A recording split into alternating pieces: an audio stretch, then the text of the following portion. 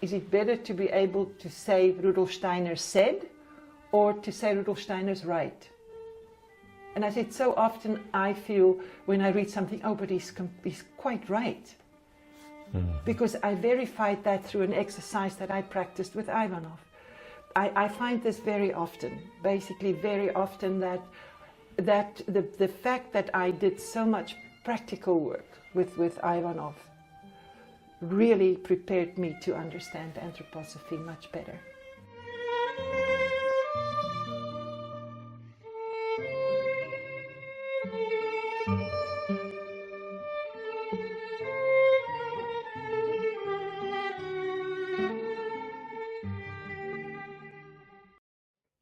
You mentioned marriage earlier, that the two movements really. Care to elaborate a little bit on this? Any thoughts how to go about? Ivanov didn't elaborate on that. He said that was just a phrase he said. We could teach them to love, they could teach us to think. And I think in a marriage, basically one of the most important things is to be tolerant and to accept the person as he is, not how you want him to be. And not to concentrate on weaknesses, but concentrate on strength. And very often when two meetings, I've encountered this so often, so often in my life when I speak to people in the Brotherhood about anthroposophy. Yeah, but they and they just that they have never read a book of Steiner, but they say how intellectual and how not practical. No idea. So this is one of the 6 exercises. And vice versa. Yes, probably. Yes, but this what is so important in these 6 exercises is to be open-minded and tolerant. So basically we can always learn from something and from someone. What I've often heard with anthroposophists is, yes, but Ivanov is kindergarten. It's so easy. And I said, yes, but practicing those exercises, reading him is very easy. You don't have to really concentrate very hard. But on every page, there's an exercise. And practice those exercises, and then we'll talk about being easy again. I said, for instance, to the specific person, getting up in the morning, sitting upright in your bed, and then get up. That when you know you're awake, you don't turn around again and put the blanket over your head, but you get up, you put yourself in the upright position. Practice that and see how easy that is. And control your thoughts then, gratitude, remembering dreams, yes. Light for the day. Just the sitting up, the getting up. Yeah, but a little bit more, because the sitting up is easy. No, it's not. It's not. For many people, that is not. That's one thing I love to talk about. The thing is, we've practiced it, Anatol.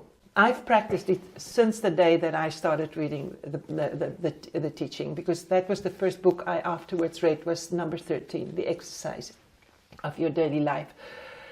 But for so many people, and I've spoken to many people, in all my workshops that I've given all over the world, that's always one of the exercises I tell people to strengthen their will. And they say, isn't there something easier to start with?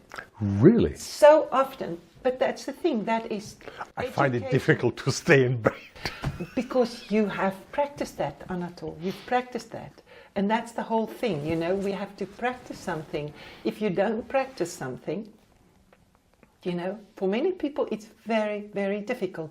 So, this is where the open-mindedness and the tolerance comes in. Because what's easy for you could be terribly difficult for somebody else. And that's where, that's the one thing I remember as a very young person. Very naive, very enthusiastic, coming to the Brotherhood. Boy, I was criticized. I was picked on, because everybody, I had the feeling then, they're checking out if you're doing it right.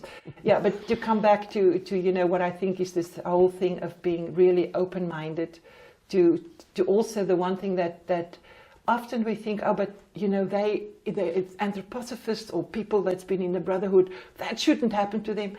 We're all humans, and we're all on our path, so of course we can stumble. We can stumble, we can make mistakes, we can have moments of weakness, and we cannot expect perfection from other people. We just cannot expect that.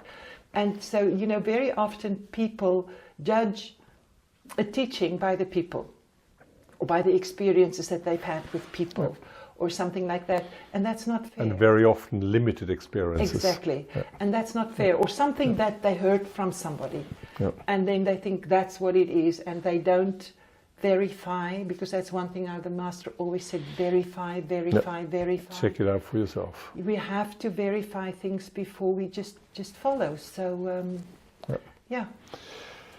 Yes, and this marriage, I think, you know, today you've got some very wonderful marriages of people living on different continents. You know, you've got long distance marriages today. I mean, you know, it's really amazing. There's a young mother here that reads a story to her little child on Zoom every evening because she's here for 6 months to do a research program.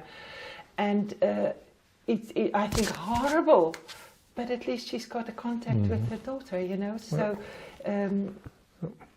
people do things in different ways today. I mean, we have so many different possibilities. But it's difficult to say, you know, how do you bring about that marriage? Because, you know, you can't plan a marriage. That's outdated. They still do it today in many countries. But you can't plan a marriage. So how do you bring people together? They have to find each other. And I think the way that we can find each other is by being open and going somewhere. And that's the one thing, the big difference between the Brotherhood and between anthroposophy is public. Everybody is welcome. Rudolf Steiner gave lectures in bars to workers. He used to go to bars by the harbor and speak to workers, give them lectures, that there was so much smoke that you could hardly see the people in the front row. He went there and he lectured to these people. He went to factories and lectured to workers at 6 o'clock in the morning before their shift started. He spoke in public places in many, many different ways. And anybody can come to the Goethe-Arnum. Anybody can participate in conferences and in workshops and in lectures. There's nothing that's closed. Once you have become a member of the Anthroposophical Society, that's a choice. You can participate in everything without being a member, except participating in the General Assembly, of course, because then you're a member. Mm-hmm. But once you've become a member and you want to accept more responsibility, then you can join the esoteric school. And then that is closed. But also there, in the last few years, especially since COVID, they've gone through a lot of effort and always looking and researching how even that part can become more open and more public. So now when there's conferences, they usually often offer a workshop on the work of the esoteric school, the esoteric class. And the information there is the same. It's the same. They are not special lectures by Steiner that were kept separate. There were 9 what they call class lessons that he gave as an esoteric teaching. Okay. And it works, it's really on the whole path of the spiritual development, and it's it's esoteric science, you know. And it goes it starts with the self-observation and the transforming of man, you know, the taming the animals within you, you know, transforming what we spoke about, doubt and hate and fear, into love and, you know, the will and the intellect, the wisdom. So then, but that is if you study anthroposophy and you have the desire to go deeper into anthroposophy, you want to start also doing a research in anthroposophy, or you want to become a representative for anthroposophy, basically, is the aim of the esoteric school. Then you go into these, then you are allowed to go into these classes. And you've went through them. You get a membership card, and you can go and participate in these conferences sometimes, but especially in the lectures, the reading of the class lessons, the discussing of the class lessons. That is the only part that's closed, but that's only until you feel the need, because that's the one thing that Rudolf Steiner insists on, that anthroposophy can only mean something to people if it's a need that they feel in their hearts. He says the need of this path should be similar to being hungry and thirsty. Yeah. Yeah. It's something that you really need to want to do. And that's not something you can bring to people. They have to come. They But have to. Omram says the same thing in different words, that this interest in a spiritual path Yes.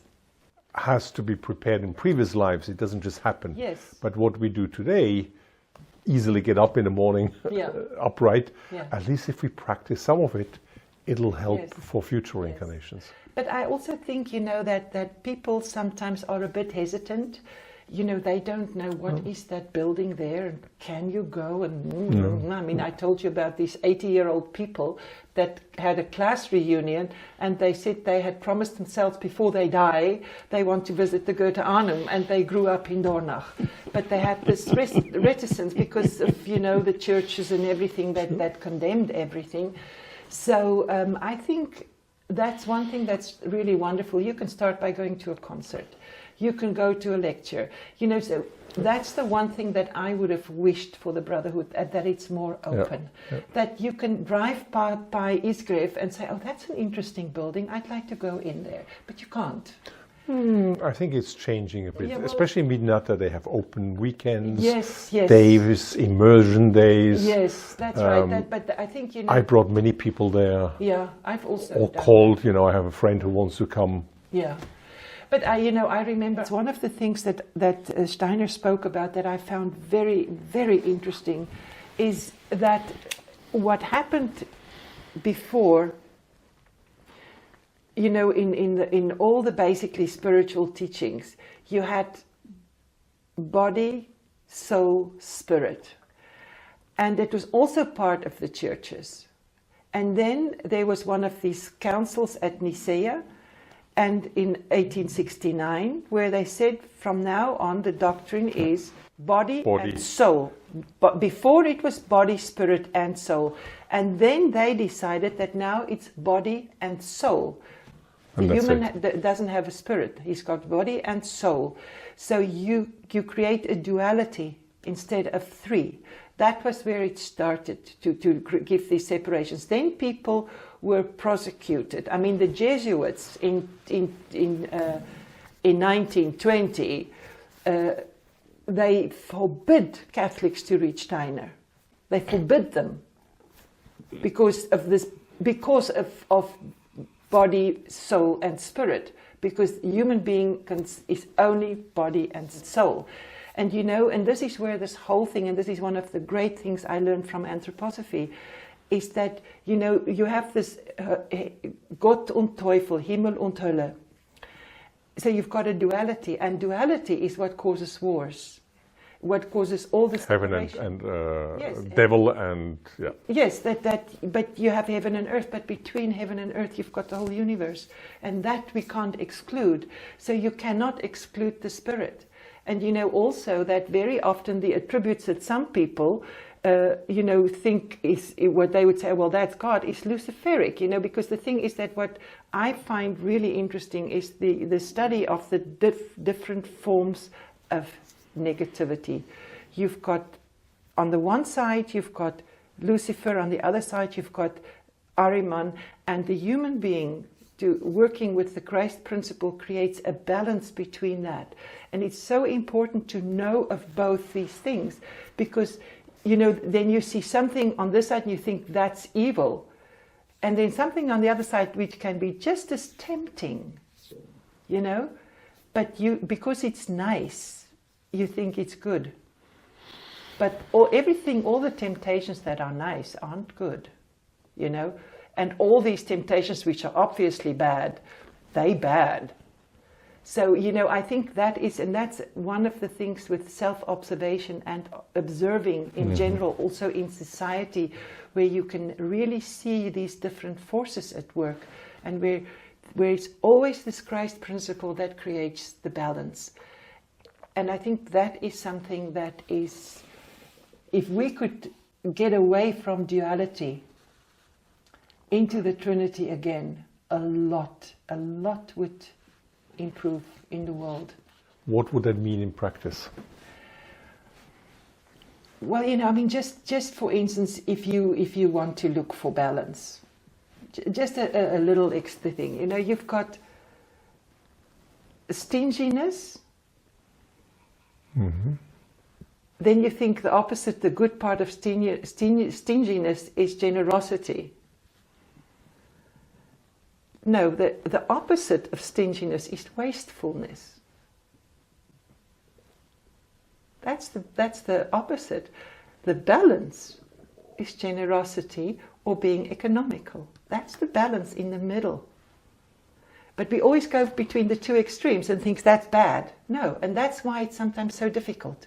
Because you think, okay, he's stingy. No, he should give everything. So then he's wasteful.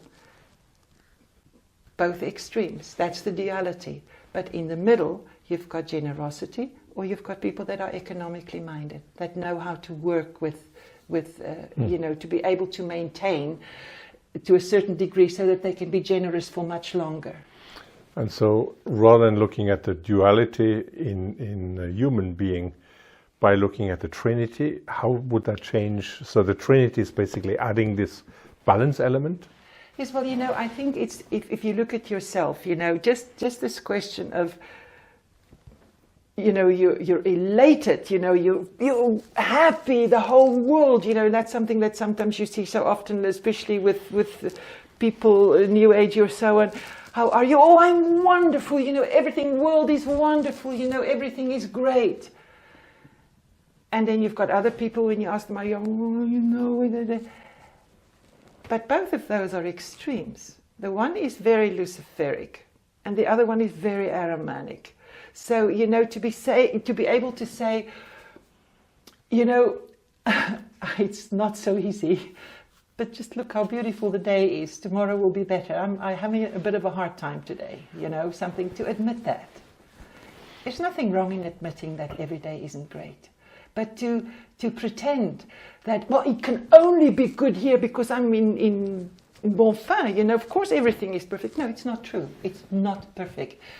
And that's the other extreme. So I think this question of also in our own being, in our own daily life, to always look for that balance. Mm-hmm. To see, am I, one extreme, the other extreme, It's one of the positivity exercises that Rudolf Steiner gives such a lovely example, is that basically you can always find something positive in a situation. And there's the story of Jesus walking with his disciples, and then they come to a carcass of a rotting animal. And the disciples say, oh, Master, it's not nice, it's smelly and it's so. And the Christ looks at the animal and he said, but what perfect teeth that beast has. And I think that's something that very often we lack, and we see it in our own lives sometimes, how you can really go into one extreme and then in the other extreme, and just to be aware of that and look for the balance. Ivanov gave that wonderful image. Let me draw it. I'll show you. You'll remember it, but I think it's just something that's helped me so often. When it comes to balance, because people always think, balance is this. Yeah, mm-hmm. You've got to get balance. But if you look. Well, balance is the movement, because once you stop moving, it's death.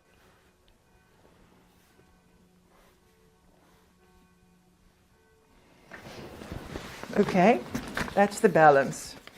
But if you look at this, you've got these 3 points. That's the balance.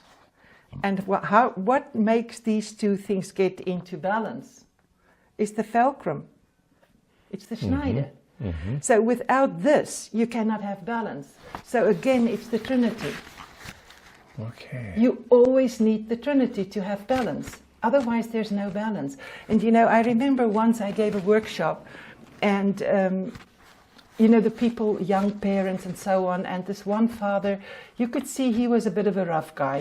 He was hard person, but with calloused hands. You could see he was a hand worker, and he came there to be nice to his wife, you know.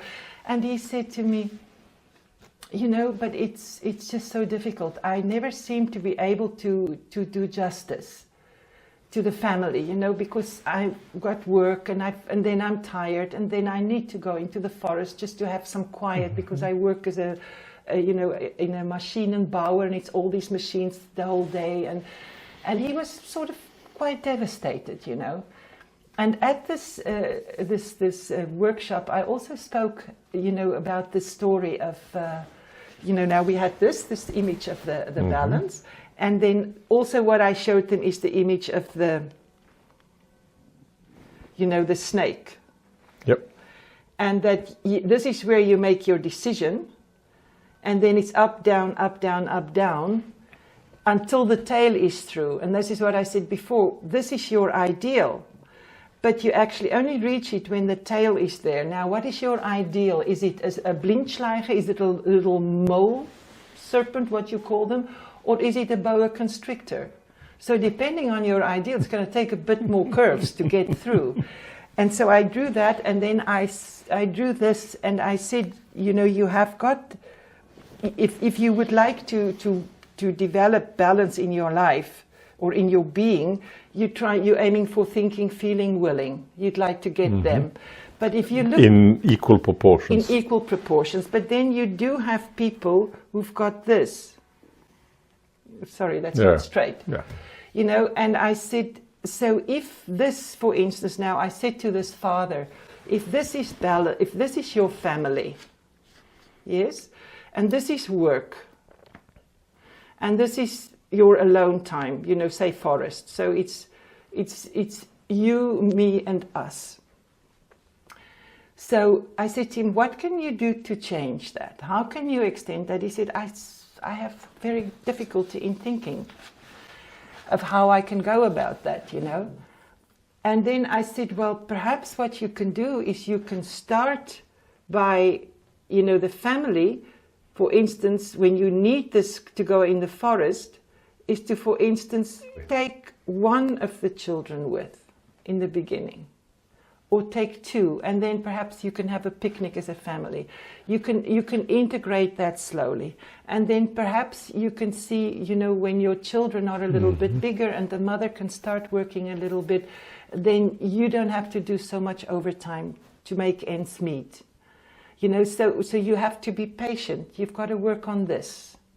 And if you work on this and this at the same time, even if it's just, I said, even, you know, if you just add 1 millimeter to the one side, the other side's going to get thinner, smaller. And, you know, when he left, this man, he said to me, you know, I really didn't want to come. I said, but you gave me 2 images, and with that I'm going to change my life. So you see, that is what Ivanov gave me, which I made part of my life and which I can give to other people. And they believe me when I tell them that. Because it's so... And it doesn't matter where it comes from. Yes, exactly. The images are so clear. So, you know, that is this thing about the teaching that I find is just absolutely so valuable. You mentioned Lucifer and Ahriman. And that's something for Steiner, this is a major theme, even in his own art. Yes. Can you tell us a little bit more about Lucifer and Ahriman, and maybe try and draw some parallels with how Omram would describe the lower and higher nature, which is not the same as Lucifer and Ahriman, but are there any parallels? Because Omram doesn't use that term. He doesn't use the names.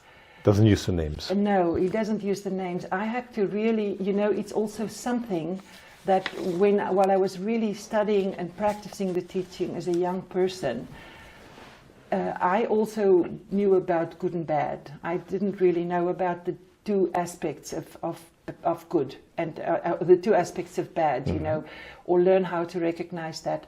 I only started thinking about that when I started studying Steiner, and also when I saw the mystery dramas. And, you know, I mean, in the household, for instance, you've got sterility, and you've got chaos.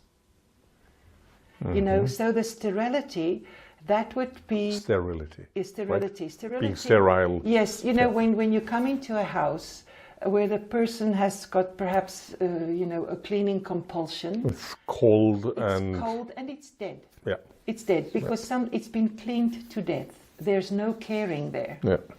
And then you can come to another house where the house is total chaos. I'm not talking about a little bit of creative chaos. At the moment, I've got quite a bit of moving chaos around me. And but you know, you have chaos, and you can see that that's a person who's not quite incarnated. It's a person who's not quite in their will. They have a hard time in doing things, finishing things. You know, so you've got drawers open, you've got laundry there, you've got this, you've got that. You can see that in offices, you can see that with half-written letters some people have. So that would be more luciferic. You know, it's this thing of to a certain extent, freedom, but freedom in the way of, you know, taking liberties and thinking that freedom is free of responsibility.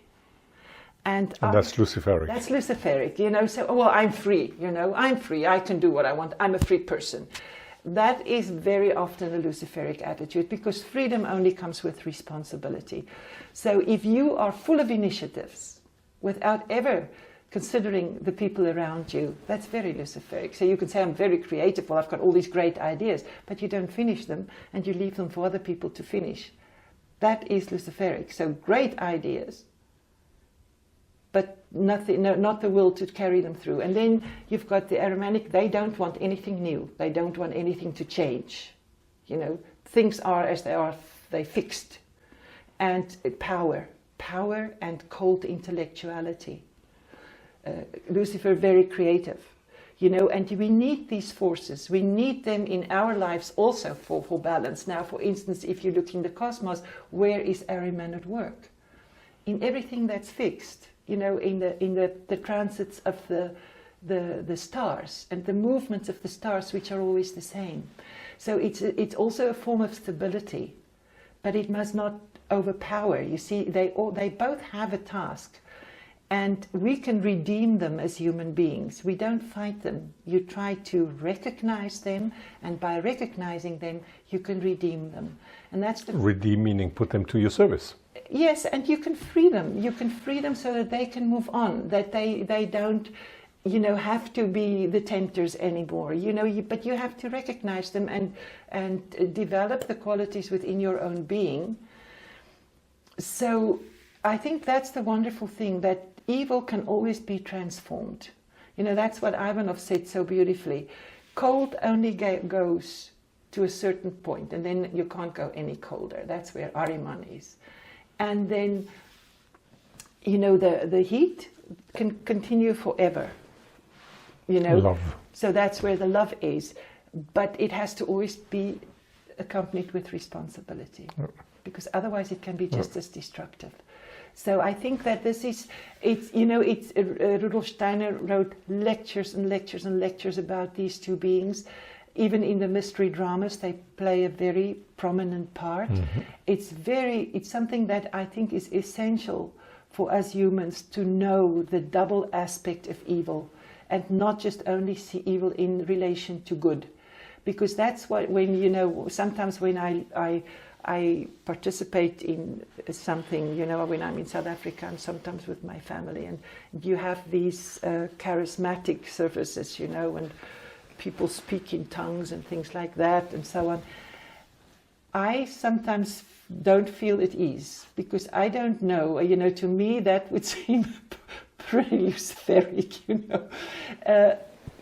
But perhaps I'm not able to judge it completely objectively, but I just know when I don't feel at ease with something. Mm-hmm. And, you know, to be able to speak in public or to have a public life, I mean, like, for instance, I stand on a stage.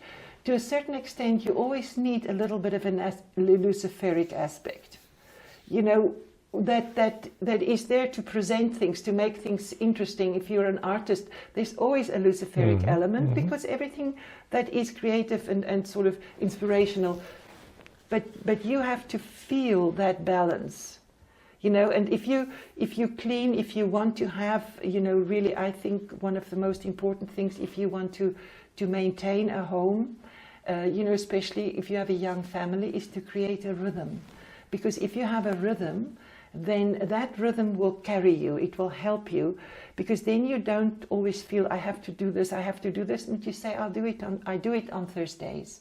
Then you're free for the rest of the week. Mm-hmm. Certain things you do every day, you wash the dishes every day, you cook every day, but cleaning the whole house and vacuuming the corners, you can do on Thursdays. So then you don't have to think about that.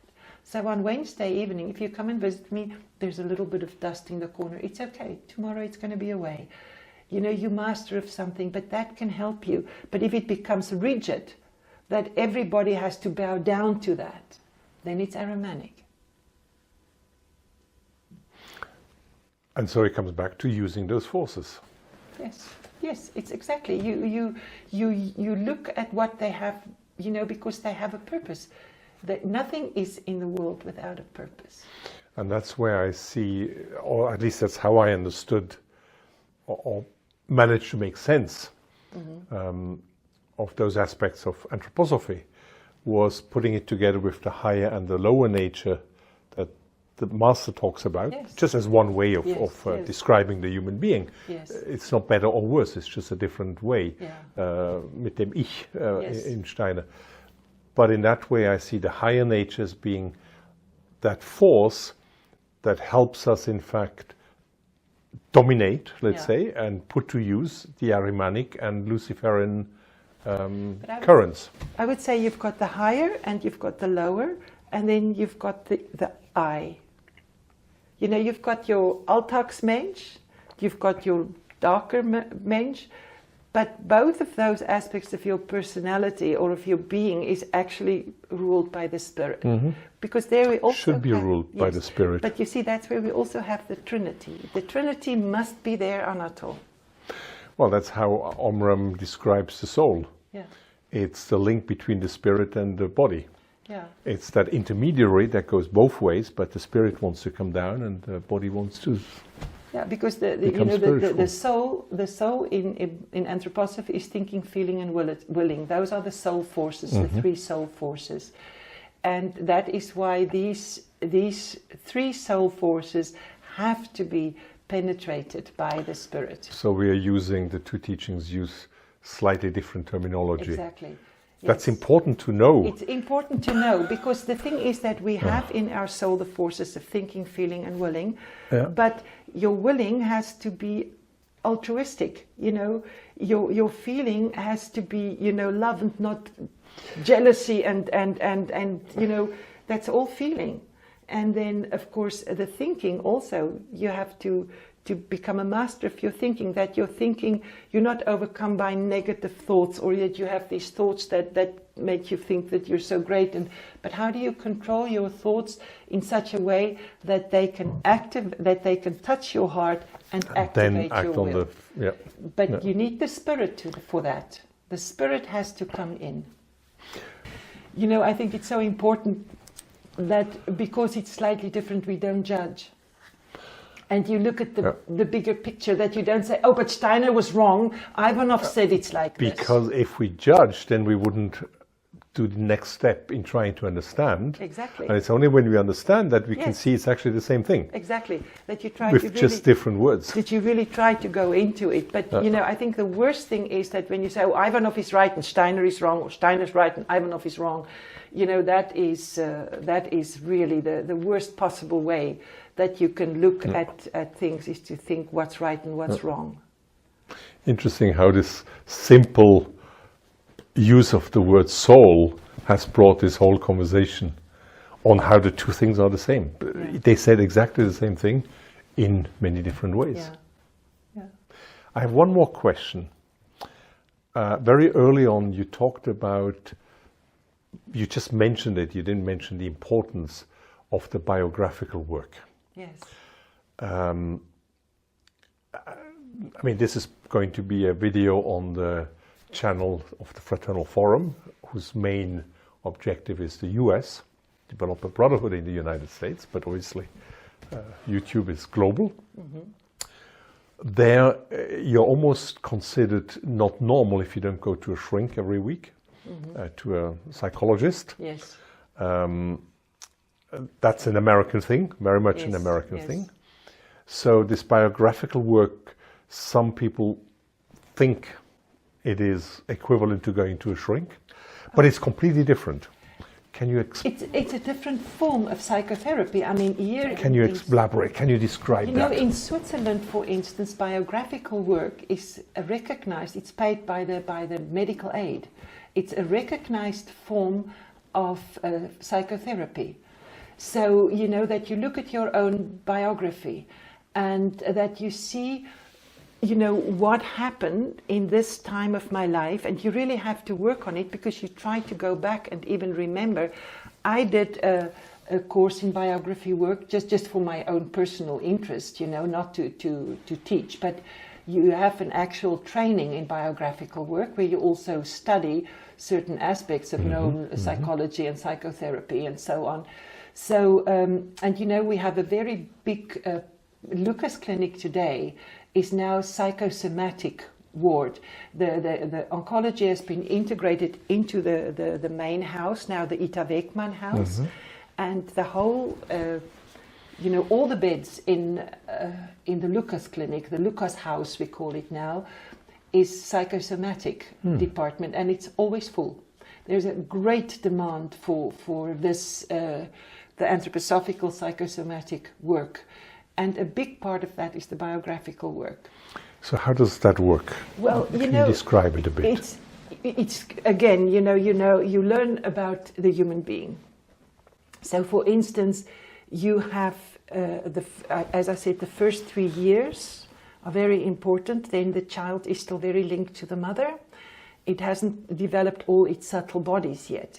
So it's very important that the first 3 years of the child is as harmonious, as beautiful, as perfect as possible. And close as possible to the mother. Yes, and not so much out in the world, not too much physical stimulation. You know, so many people today want to have their children to be geniuses, so they stimulate them when they're 2 months old. They start. This is what you should basically just let a child be. A child should just be at that age and play freely. So, you know, then you have that's part of the first 7 years. Now, the first 7 years is basically where then you've got the physical body and the etheric body, and then the children need this whole world, and then you've got from the physical body, the child still grabs hold of the physical body in the first 7 years. Then from 7 to 14, the etheric body is starting to grow. Then the child needs a different quality that accompanies it. And from 14 to the 21st, that's where you've got the astral body that's unfolding, sexuality and all that. And then afterwards, you've got the eye forces. And then it goes on, you know, so you've got and they're all ruled by planets. So you learn about the laws basically that connect all these things. So if something happened in the first 7 years of your life, you will see that it's going to reflect at another phase in your life. And you learn of which times in your life there are more crises. Now, for instance, I just noticed when I did my own biography work, because you do a lot of thinking back and making notes, and I had a very interesting experience. This is now very personal, but just to say how it worked is that something that became very clear to me, that always in autumn, you know, at the end of September, beginning of October, things happened in my life. When when there were some major changes, I ended relationships. When I ended relationships, it was always there. It was always things like that happened, you know. A lot of things happened at that period in my life. That helps when you see patterns in your biography. So then when I was in my relationship with Stephen, I said to him, Stephen, it's possible that in October or September, I'm going to tell you that it's finished. I said, so you could take precautionary measures. And I said to him, and if you want, me, if you want the relationship to continue, then please tell me, we'll talk about that in December. We're not making a decision now. And it happened. Something happened, and then I said, I'm sorry, but this is not working. I'm not willing to, I don't want this and that, it's, you know. And then he said, let's talk about it in December. I said, yes, but we're separating now. We can talk about it in December, but now you have to go. And we did talk about it again later. Did he leave? Well, he had no choice. Okay. But we had made an appointment that we will talk about it again. I didn't. I just said we put it on hold. And that came basically out of you realizing this pattern. This pattern, you know. So this is what's so wonderful in this biographical work. You know, there's lots of books on that. They work with it with people in prisons. They work with it in so. And so, how does it happen? You meet someone for an hour and you talk, or yes, usually you actually spend more time. You also do during that time. You do certain art things. You integrate art into this biographical work, because sometimes you can really express a certain experience better through art. So, you know, people are trained like that. So one would have to look in America, for instance, and see if there's any biographical work going there.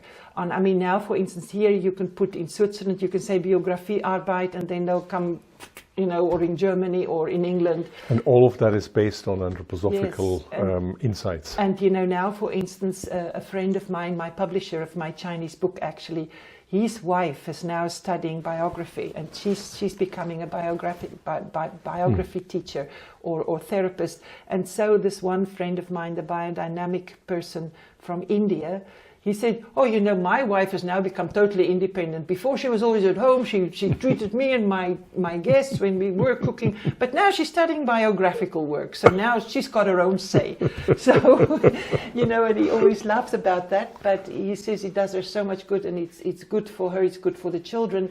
So she's also now studying to become a psychotherapist doing biography Over what work. period of time? How long does that take? You know, there's certain intense courses, and then there's. But I mean, to do it, the course is to learn it, right? Yes, the courses. I think it's 3 years. Oh, really? Yes. But is But that part it's of the not therapy? No. It's That's to learn it. But what about the learn. therapy? If I wanted to do it, how long would that take? Oh, that depends on how you react to it. You know, Okay. how they usually take at least time to go through, depending on your age, to really look in detail every 7-year phase. And then sometimes you have to stay longer with one phase because a lot happened. Yeah. And then you've got to look at how it mirrors, because, you know, there's certain laws in this also.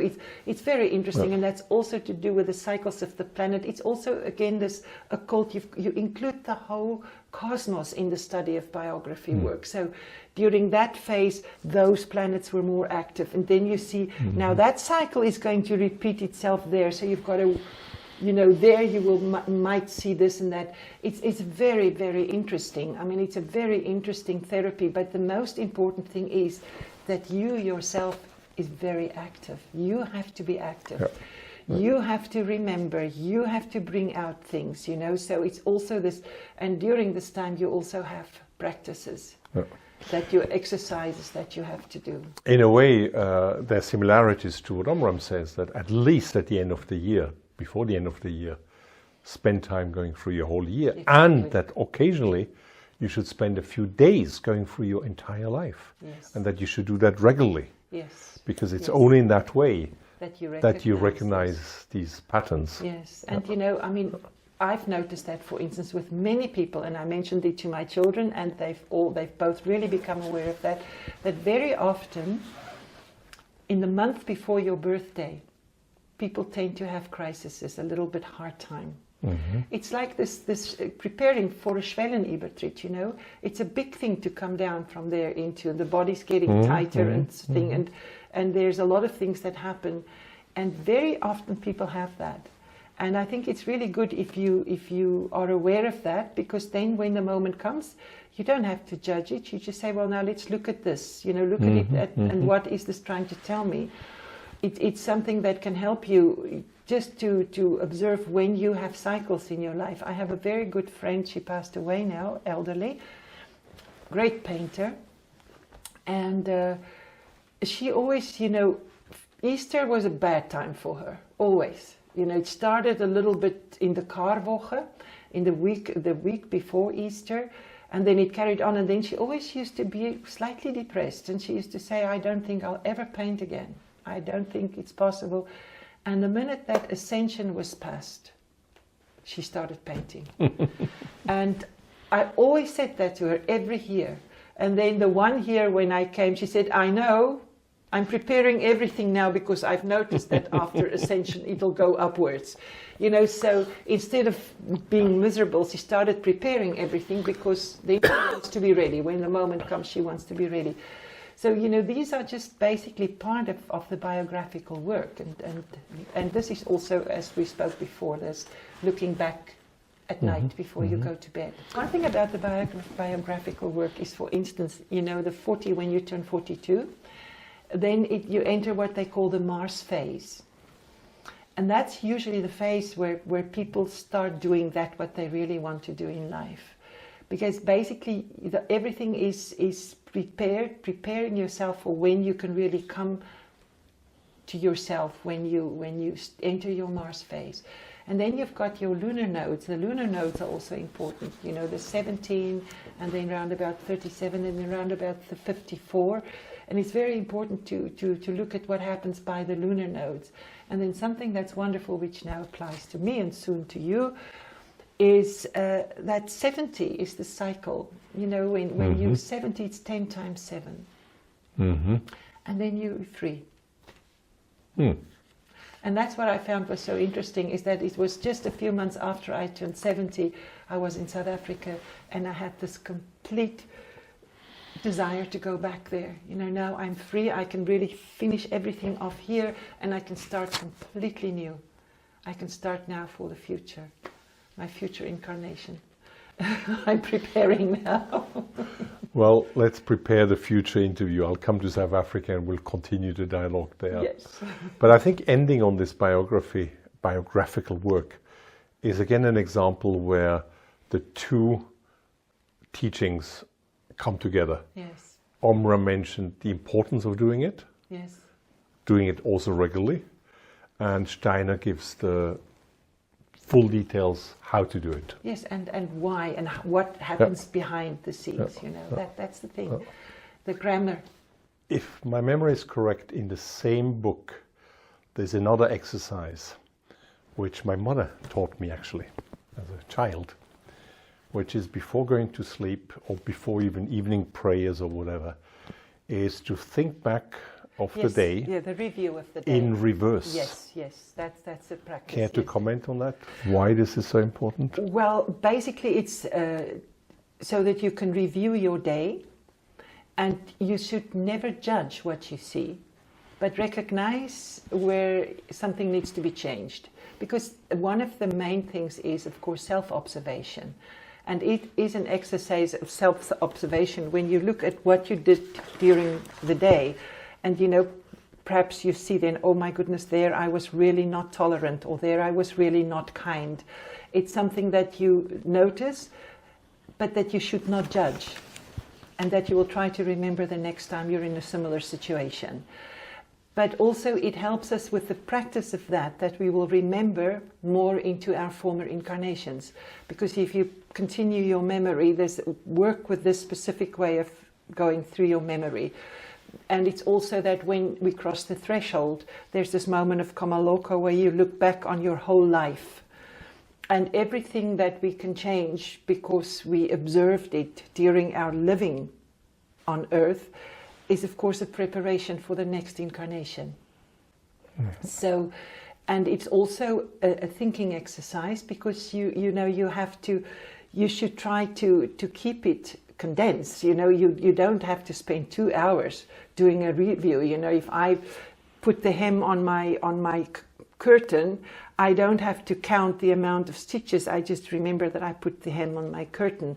And sometimes people can really lose themselves in the detail. It's like one of the exercises that we do, the thinking exercise, you know, that for instance you choose a simple object that you try to think on for 2 or 3 minutes. You build thoughts on that.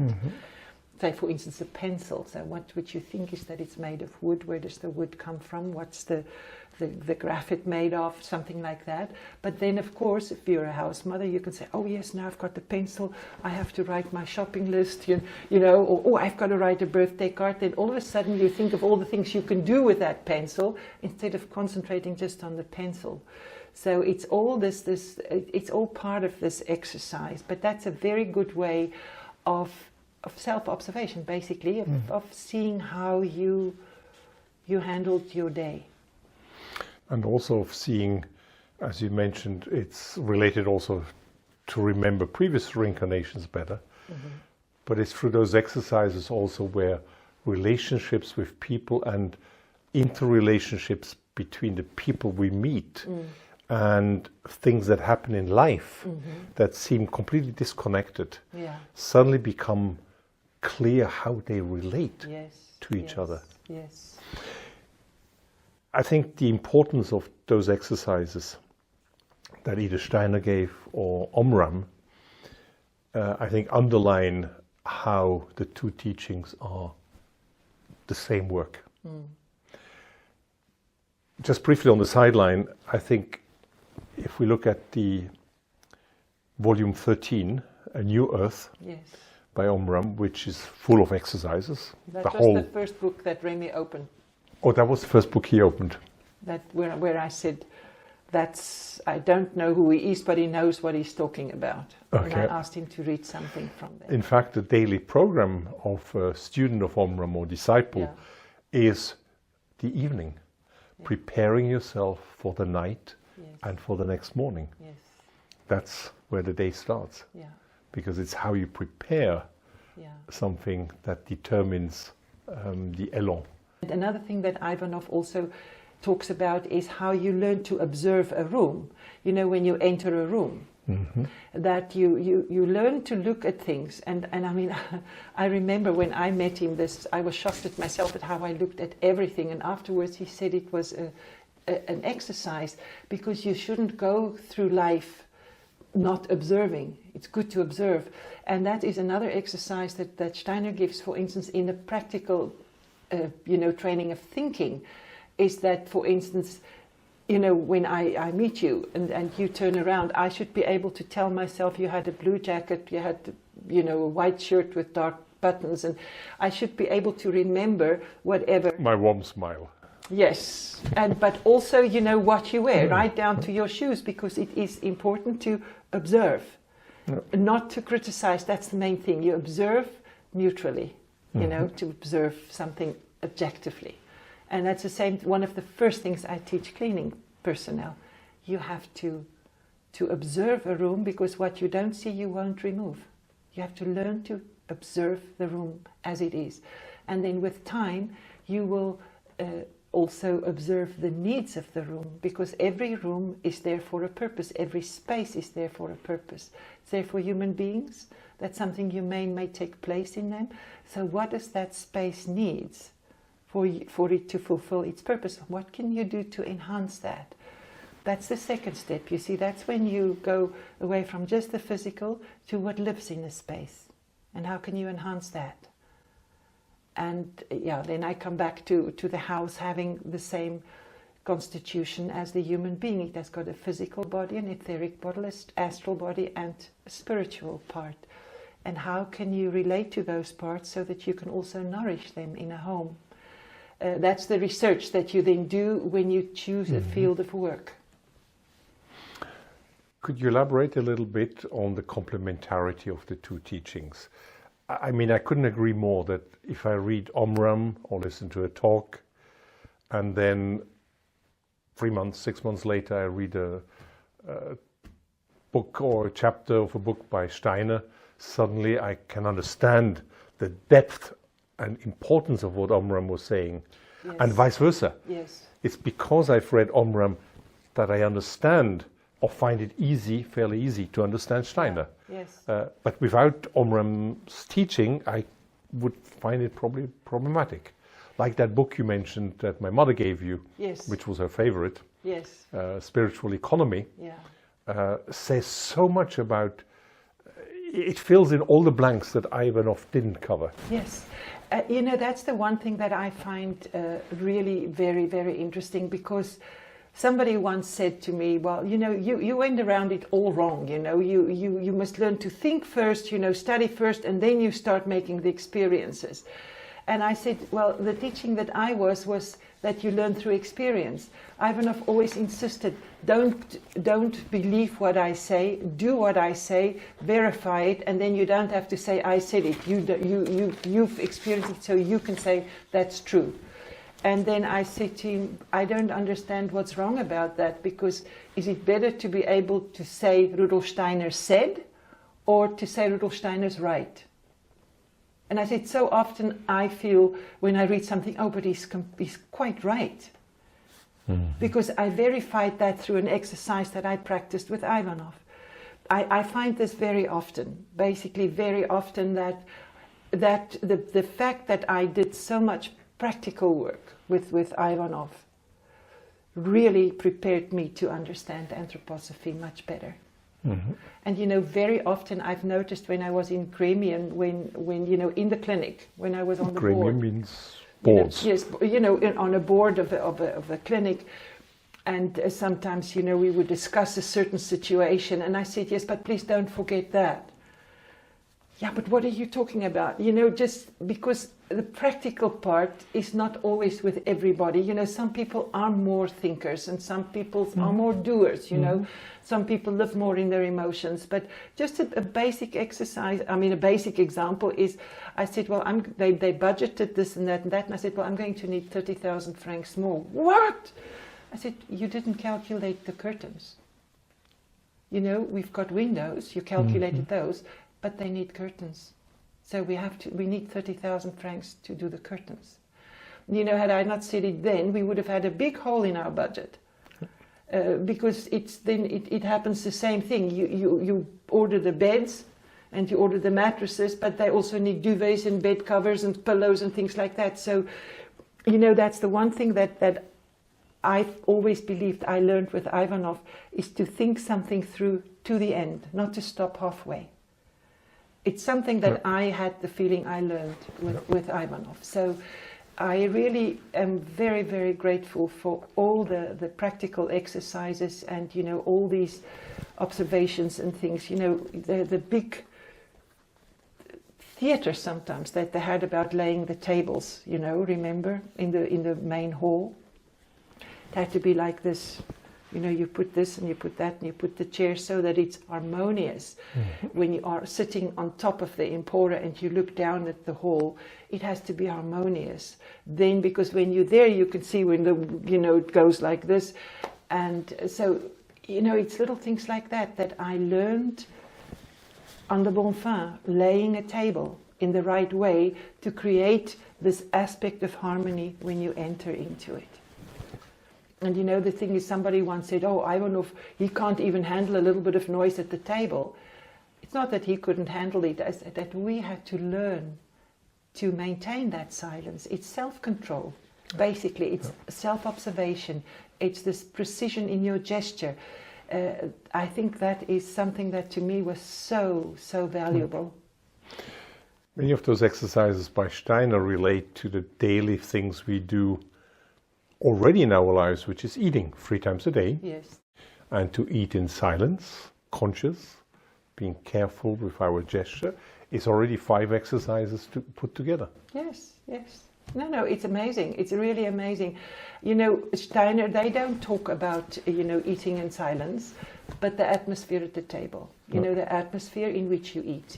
So this atmosphere of gratitude and things like that, harmony and, you know, and the way that you prepare your food, the attitude with which you prepare your food, that's also important. Mm-hmm. Yeah, it's very difficult, you know, for me to say, because today it's if you ask me specifically, you know, then I can remember. But to me, they've all become one. Yep.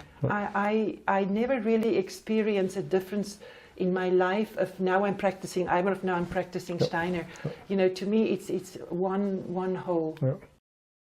I've learned a lot about anthroposophy that I didn't know, about complementarities that I wasn't aware. So thank you very much, Linda. Thank you. And I hope you enjoyed, and you will subscribe and like and comment, and then we'll produce more such interesting dialogues. Thank you very much, Linda. Thank you. The journey continues in part 3, available soon. I will embark on somewhat of a thought-provoking journey to deepen the connection between these spiritual schools and traditions by exploring selected readings from Rudolf Steiner and Omraam Mikhaël-Aiwanger, discussing unity as an alignment of efforts around shared ideals, delving into their core philosophies and practices, highlighting how their teachings complement each other, examining differences in their approaches, and offering insights into their complementary visions for governance and harmonious societies. I will also share a mystical song that unveils a profound connection between these two extraordinary individuals, central to their teachings, yet often overlooked. A celestial harmony about sacrifice and human destiny. It inspires the embrace of suffering with love, as they have demonstrated. The principal melody was composed by Master Peter Dönhoff for his disciple, then Brother Michael, and later harmonized into 5 voices by Maurice Vincent Petit, transforming it into the ethereal music we know today. Like flowers releasing exquisite fragrances through resilience, this epic composition reveals how suffering, when embraced with love, unlocks spiritual growth, attracts higher guidance, and connects us to luminous beings.